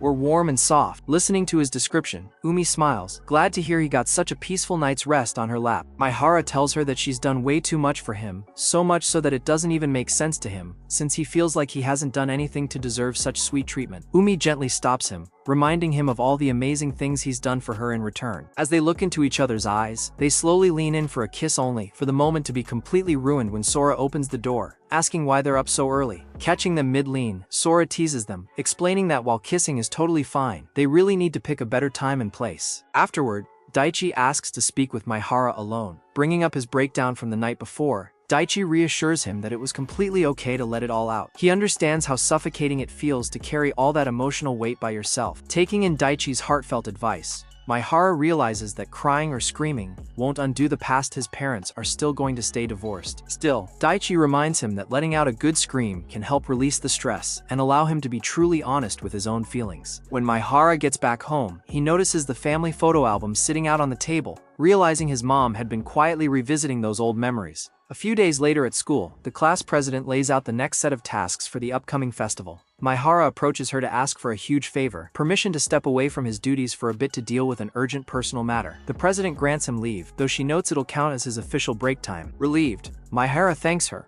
but in exchange, the president orders Nozomi to fill in for him. Nozomi groans at being stuck with extra work, but the president playfully whacks him, reminding him he should consider it a privilege to get one-on-one time with a pretty older sister like her. Meanwhile, Amami approaches Umi at the end of class to ask about her plans for the evening. Umi mentions she's going home for lunch, and then heading straight to Amami's place without dressing up too much. Amami is completely baffled by her laid-back attitude, since Umi had seemed so insanely hyped when she first found out Maihara was coming to the party. Getting a bit defensive, Umi snaps back by bringing up Amami's terrible exam scores, teasing that she only passed because the teacher felt sorry for her. Once Amami walks off, Umi checks in on Maihara, asking if he'll be fine on his own. Maihara smiles, reassuring her that he'll be totally okay as long as she's by his side when the right moment comes. With his break officially started, Maihara meets up with Minato in a quiet, isolated spot. As soon as she arrives, he apologizes for calling her out so suddenly, but makes it clear that there are things they need to discuss face to face. He kicks off the conversation by asking how his father is doing. Minato reveals that Itsuki had an uncancelable work commitment, which left him feeling extremely anxious and distressed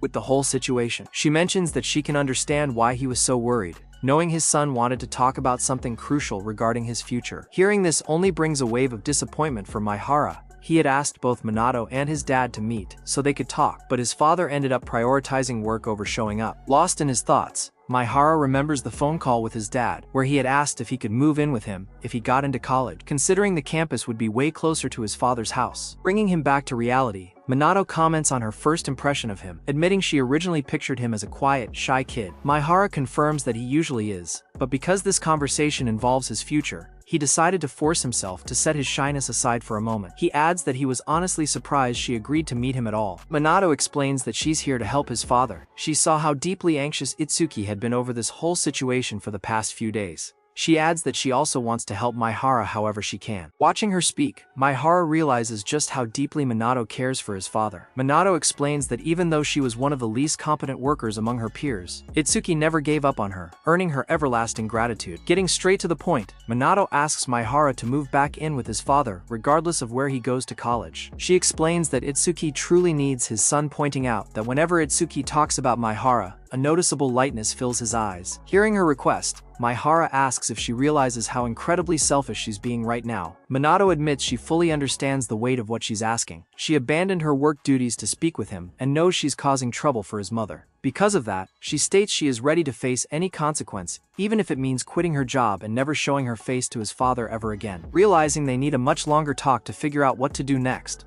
Maihara asks if they can continue their discussion later that evening, as he has to hurry back to school. Back at school, Maihara approaches the student council president, still addressing her formally as president. Tomo whacks the formality away, telling him to drop the polite talk and just call her by her name. Maihara agrees, directly calling her Tomo, which feels much more natural for both of them. Shortly after talking with Tomo, Maihara is approached by Amami. When he asks where Umi is, Umi pops up the exact second her name is spoken. Seeing Amami wearing a cheeky smirk, Umi immediately accuses her of spilling secrets to Maihara. Maihara quickly steps in to deny it, smoothly shifting the topic to compliment Umi on her dress. The second he looks at her, he gets completely spellbound by how gorgeous she looks. Suddenly, Nida walks up to join them, catching Maihara totally zoned out in his own fantasy world. Amami looks around and points out that Nida is all by herself, teasingly asking where her boyfriend is since she promised she'd bring him along. Caught off guard, Nida gets totally flustered and visibly rattled by the question, and stammers out that some last-minute emergency came up, forcing her boyfriend to cancel. Because of that, Nida decided to stick around and help the girls out with whatever she could. While they're talking, another student walks up to Maihara to remind him about his prior commitment. Hearing this, Maihara says goodbye to the girls to go meet his mother. Arriving at their meeting spot, he immediately apologizes for dragging her out under these heavy circumstances. Masaki gently reassures him that it's completely fine, then asks what urgent matter he needs to talk about. Maihara asks her to hold on just a bit longer, explaining that the other people he invited will be calling him shortly. Right on cue, Itsuki and Minato show up in person, having been completely kept in the dark about Masaki's presence. Seeing them, Maihara opens the conversation by apologizing for lying to both of them, admitting he intentionally left out the detail that his mom would be attending. Itsuki offers a stiff, polite greeting to Masaki, wrapping it up with a cold hello.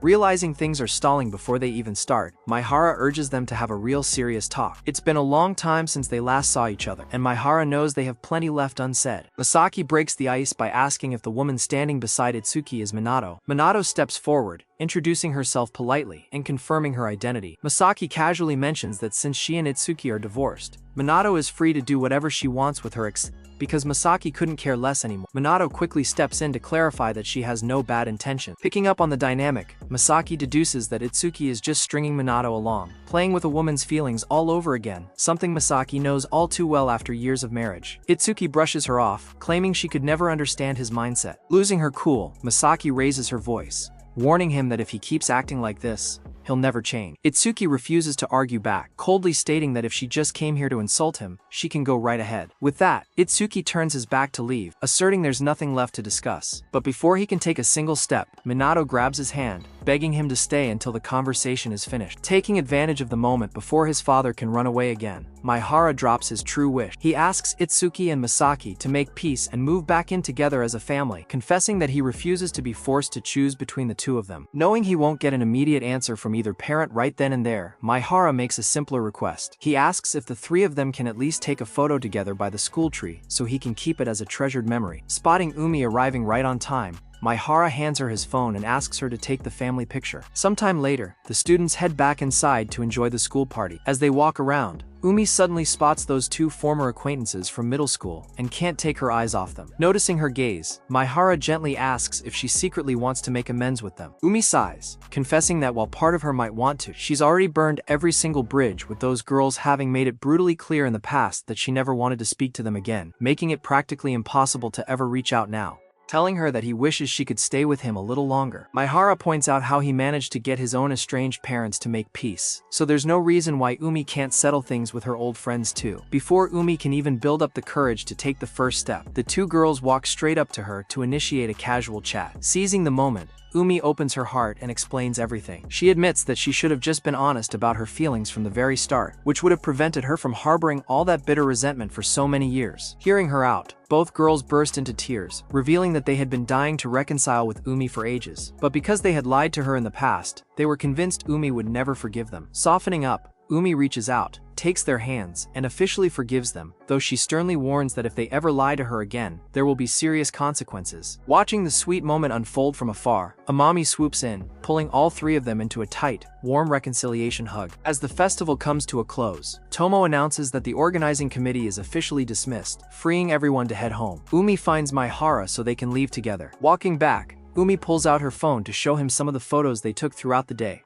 Looking closely at the screen, Maihara is genuinely shocked. For the first time in his life, he is actually smiling with total sincerity. He reflects on how he used to hate looking at photos of himself because they always brought back painful memories of his broken childhood. But with Umi by his side, that fear has completely melted away. Driven by the warmth in his heart, Maihara finally confesses his feelings out loud, telling Umi straight from the heart just how deeply he loves her. Overwhelmed by his sudden, beautiful confession, Umi bursts into tears and buries her face in his chest to hide her blushing face. But as she holds him close, she realizes Maihara is crying right along with her. Laughing through her tears, she teases that they really are a perfect match, two madly in love crybabies. Under the night sky, the two share their very first real kiss, officially transitioning from best friends to boyfriend and girlfriend. Sometime later, after devouring an entire box of pizza together, Maihara sits back and reflects on their new relationship and how crazy it is that they spent Christmas Eve together, something he never could have pictured in his wildest dreams. Umi playfully pokes Maihara's stomach, giggling that his belly is as cute and soft as ever. Maihara tries to return the poke, but sighs that there's absolutely zero fat to pinch on Umi's fit frame. Umi proudly brags about all the secret hard work she puts into staying in shape, though she admits her weight has ticked up just a tiny bit recently. Taking his hand, she gently places it on her arm, softly whispering that Maihara is the only person in the world allowed to touch her like this. Maihara asks if she's saying that specifically because they're officially dating now, and Umi nods with a sweet smile. Curious, Maihara gives her arm a gentle pinch, but admits he can't feel any weight gain at all. Annoyed by his cluelessness, Umi pouts, lecturing him that weight gain is a super serious issue for girls no matter how tiny the difference is. Settling back down next to him on the sofa, Umi glances at the clock and realizes it's almost time for her to head home.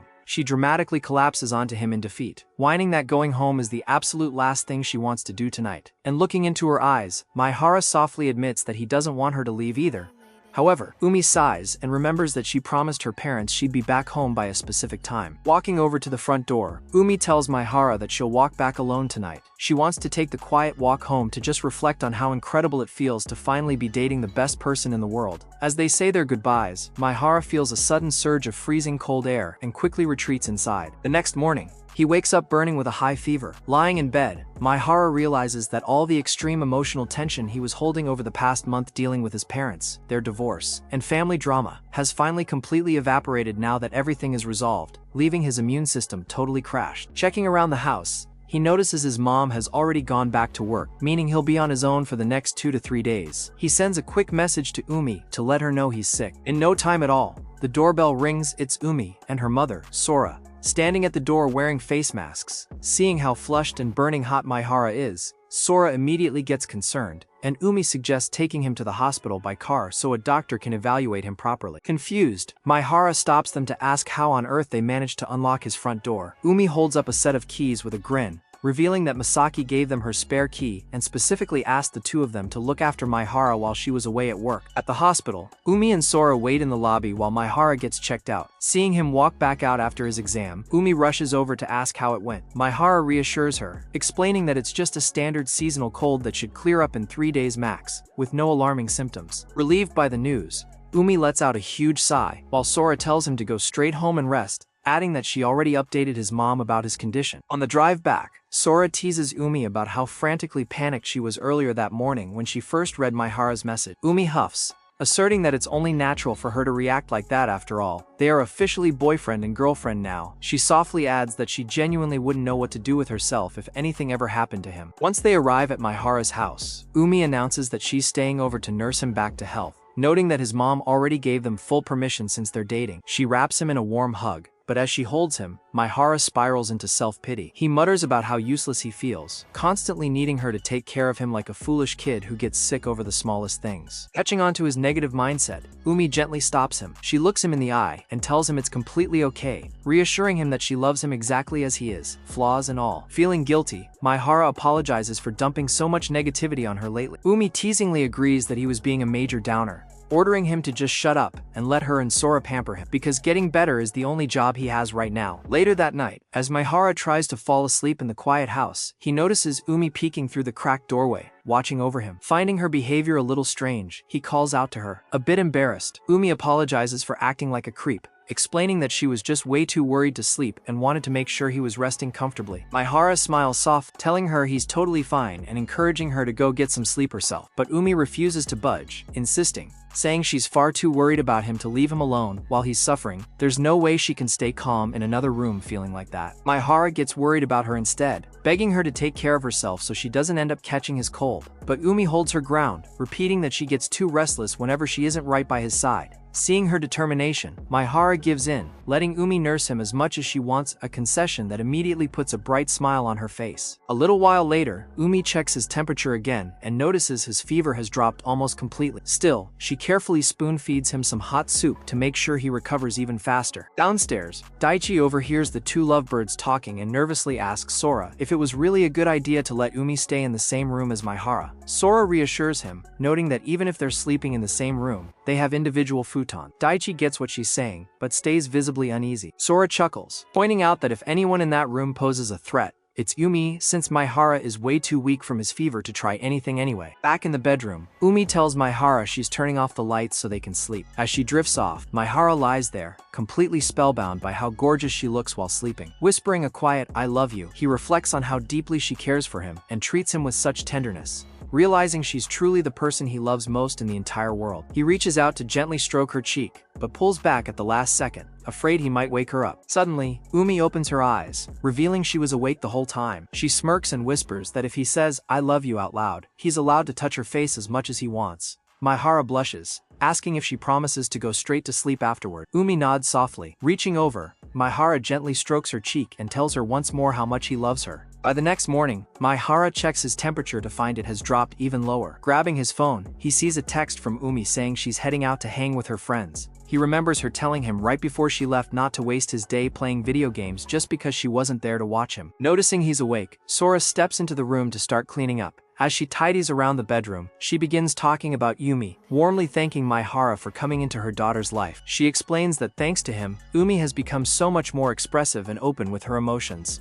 Realizing she's rambling, Sora apologizes, but Maihara smiles, telling her he loves hearing stories about Umi. Hearing that, Sora asks if she can make one deeply selfish request. She asks him to keep supporting and standing by Umi from here on out. Maihara promises without hesitation, declaring that there's no one in the world who loves Umi more than he does. Catching himself right after saying it, he gets flustered and quickly adds, "Except for her parents, of course." Sora bursts out laughing at his sudden panic, fondly noting that Maihara is painfully honest even at the weirdest times, which is precisely why Umi and their entire family adore him so much. Meanwhile, Nida and Amami head over to Umi's house, since Amami was missing hanging out there. The second they see her, Nida playfully teases Umi, calling her an absolute striker for already having her boyfriend over for a sleepover. And Umi immediately blushes, clarifying that he was literally just staying in the guest room. Ignoring her excuses, Amami and Nida barge right into the room where Maihara is resting. Amami cheerfully greets him, saying she came to visit, while Nida can't help but tease his completely exhausted face, apologizing for finding his miserable state hilarious and joking that if he stays like this until tomorrow, he's going to turn into a mummy. Maihara reassures the girls that he's actually feeling way better. Umi apologizes to him for dragging her friends into his room like this, explaining that they only caught on because she couldn't stop obsessively checking her phone, so they rushed straight over. Amami immediately gets curious, dying to know all the juicy details about their Christmas Eve now that they're officially a couple, assuming they must have done something super special. Nida jumps in, equally eager for gossip, noting how flustered Umi got earlier when she refused to spill a single word. Annoyed by their prying, Umi tells Maihara to completely ignore the two of them. A week passes, and Maihara finally recovers almost completely, reflecting on how he never expected to spend that entire week being pampered by Umi's family. After checking his temperature, Umi reports that his fever has held steady since last night, meaning he won't even need any more medicine soon. Feeling so much better, Maihara mentions that he thinks he can finally head back to his own place for New Year's. Umi pouts, sad that he won't be staying at her house anymore, and takes advantage of the moment to cheekily demand a kiss before he goes. Flustered as they both are, a little embarrassment isn't about to stop them from sharing a sweet kiss. On New Year's Day, Amami and Nida meet up with Maihara at the local festival, and the three wait around until Umi shows up looking stunning to join them. Heading over to the shrine, they draw fortune slips, omikuji. Maihara draws the Great Blessing, Daikichi, which predicts that everything will go exactly as he desires, though it warns him never to let his guard down, or bad luck will strike, so he must remain prudent. Noticing how long Maihara had his eyes closed while praying, Umi asks what he was wishing for so intensely. Maihara smiles, explaining that he wished for health and well-being for Umi's family who took such good care of him, since these past few days taught him more than ever just how precious health really is. Deep down, he promises himself that once he's back at 100%, he's going to work tirelessly on himself to become a true pillar of support and a safe haven for Umi. Sometime later, Maihara and Umi are playing video games together at home. Leaning close, Maihara complains that he can't see the screen properly from where he's sitting. Umi casually tells him to just tilt his head closer, but Maihara stammers that the current position is way too embarrassing and intimate. Umi reassures him with a grin, reminding him that they're completely alone in the house anyway. Maihara panics internally, telling himself he needs to exert absolute self-control so his instincts don't take over. Suddenly, Umi out of nowhere calls him a pervert. Maihara loudly defends himself, swearing he didn't do a single thing, but Umi just giggles, teasing that it was a preemptive warning just in case some higher power forced his hands to accidentally touch her chest. The two burst out laughing at the ridiculousness of it all. Turning their focus back to the game, the couple goes on an absolute winning streak, easily climbing their way back up to the top of the leaderboards. Celebrating their victory, Umi smugly deduces that she must be playing so much better because she's sitting in such a cozy, comfortable position. Maihara claims the exact opposite, admitting he's completely tense being this close to her. He can smell her sweet scent and feel how soft she is right next to him. Umi pleads for just one more match, but Maihara points out that it's already time for her to head home. Umi pouts, wanting to play a little longer, but Maihara tells her to stop complaining, reminding her that they made a strict promise to Sora about her curfew. On the walk back to her house, Umi brings up that Valentine's Day is just around the corner, promising that she's going to put her whole heart into making homemade chocolates for him. The next day at school, Nida is handing out chocolates to the entire class. When Maihara asks about it, she explains that since they've all been together for almost a year now, she felt like doing something nice. She warns him not to worry about getting her a return gift, teasing that she only likes expensive things, which he definitely couldn't afford anyway. Maihara plays along with her teasing, joking that he'll just buy her a cheap bulk-pack grocery store cookie instead. When Amami mentions that she's also making handmade chocolates for Umi and Nida, she teasingly adds that since this is their very first Valentine's Day with Maihara as a couple, she wants him to genuinely love her present. Catching the obvious provocation, Umi asks if there's any problem with her making a top-tier chocolate for her own boyfriend. Amami laughs, saying there's no problem at all. In fact, she actually prefers this super cute, passionate version of Umi. Turning to Maihara, Amami asks if he agrees, and when he nods with a smile, Umi dies of embarrassment all over again. The following day, Amami and Nida show up at Maihara's house to drop off the joint batch of chocolates made by the three girls. Maihara is confused when he notices Umi isn't with them. Nida explains that Umi sent them ahead because she was completely unsatisfied with the chocolate she made for him, taking the rest of her ingredients back home to run more test batches. While the girls sip hot chocolate, Maihara can't stop anxiously checking his phone, deeply worried about Umi. Nida suggests he just call her, while Amami mentions that Umi was stressing out because the recipe wasn't coming out right. Taking their advice, Maihara calls Umi, and she picks up almost instantly. She asks if he was worried about her not showing up with the others, and when Maihara admits he was, Umi sighs that she ran into some trouble but is almost done. Maihara asks if he can just come over to her house instead, and Umi agrees to let him over. Arriving at her place, Maihara is greeted by a dining table covered in dozens of failed attempts and messy plates. Umi sheepishly apologizes, admitting she didn't intend to get this carried away when she started. Maihara asks what she was trying to make, and Umi admits she was attempting to bake a cute cat-shaped chocolate cake, but kept messing it up over and over. Hearing this, Maihara remembers that he frequently messes up that exact same recipe himself, as it's notoriously tricky to pull off. Umi reveals that her absolute final attempt is currently in the oven, and asks him to go check on it to see if it came out acceptable. Maihara takes a bite of her cake and praises her efforts, telling her it actually tastes really good. But Umi refuses to give herself a passing grade. Even though it was a valiant effort, she insists there's an off-putting aftertaste at the end. Just then, Sora walks into the kitchen and asks Maihara if he's staying for dinner. Seeing how disheartened Umi looks over her baking failure, Maihara turns to Sora and asks for permission to borrow her kitchen for a little while, promising Umi that they're going to finish what they started together. Looking her in the eye, he explains that he wants to eat a chocolate made by her with total confidence, one that she feels truly proud to present to him as a gift. Umi spirals into pessimism, worrying that another attempt might just taste even worse, but Maihara reassures her with a gentle smile. If it's made by her, he's going to love it no matter what. Sora, who is quietly watching their interaction, gets visibly touched seeing Maihara express his genuine feelings so openly. Stirred by his encouragement, Umi gets a surge of determination, deciding to bake one final, giant chocolate cake with every last remaining ingredient. Once it's fresh out of the oven, Maihara takes a bite and beams, declaring that it is absolutely delicious and made exactly to his taste. Fast forward a bit, and White Day officially arrives, the traditional day to return gifts to those who gave you chocolates on Valentine's Day. At school, Amami and Nida sample the baked treats Maihara brought for them, completely blown away by the fact that he knows how to bake so well. Meanwhile, Umi is the only one who hasn't opened her present yet. Amami and Nida immediately start nagging her to open it, with Nida teasingly pointing out that since Umi is his girlfriend, she might have received something totally different and extra special. Unwrapping her gift, Umi discovers a box of hard candies. Maihara mentions that on White Day, the specific type of sweet you give actually carries a hidden meaning. Curious, Umi asks what candies mean. Too embarrassed to say it out loud in front of the others, Maihara leans in close and whispers right into her ear that giving hard candies means, I like you. Though honestly, that feels like a total excuse for him to save some cash. But hey, if it made her happy,